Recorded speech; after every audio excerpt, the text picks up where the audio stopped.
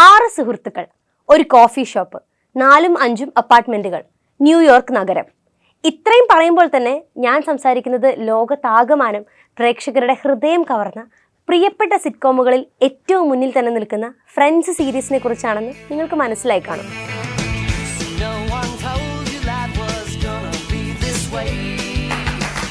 Monica, Chandler, Phoebe, Joy, Rachel, rose എന്നീ 6 പേർ നമ്മെ ചിരിപ്പിച്ചതും കരയിപ്പിച്ചതും നമ്മുടെ എല്ലാവരുടെയും ഫ്രണ്ട്സായി മാറിയതും മാജിക് പോലെയാണ്. 900കളുടെ അവസാനത്തിലും 2000ങ്ങളുടെ തുടക്കത്തിലും TV സ്ക്രീനുകളിൽ തിളങ്ങിയ ഈ സീരീസ് ഇപ്പോൾ നെറ്റ്ഫ്ലിക്സിലൂടെ ഒരു പുതിയ തലമുറ കൂടെ കവർന്നെടുത്തിരിക്കുകയാണ്. എന്നാൽ ഫ്രണ്ട്സിന്റെ പ്രിയപ്പെട്ട പ്രേക്ഷകരെ ആശങ്കയിലാക്കിക്കൊണ്ട് ഈ സീരീസ് നെറ്റ്ഫ്ലിക്സ് വിടുന്നു എന്ന വാർത്തയാണ് ഇപ്പോൾ കേൾക്കാനാകുന്നത്. ഫ്രണ്ട്സ് സീരീസ് അതിന്റെ പ്രേക്ഷകരുമായി അതുല്യമായൊരു സൗഹൃദം സ്ഥാപിക്കുന്നതിൽ വിജയിച്ചവരാണ്. അതുകൊണ്ട് ഫ്രണ്ട്സ് കാണാതിരിക്കുക എന്നത് ലോകമെമ്പാടുമുള്ള ദശലക്ഷക്കണക്കിന് പ്രേക്ഷകരെ നിരാശയിലാഴ്ത്തുന്ന കാര്യമാണ്. പക്ഷെ സംഭവം സത്യമാണ്.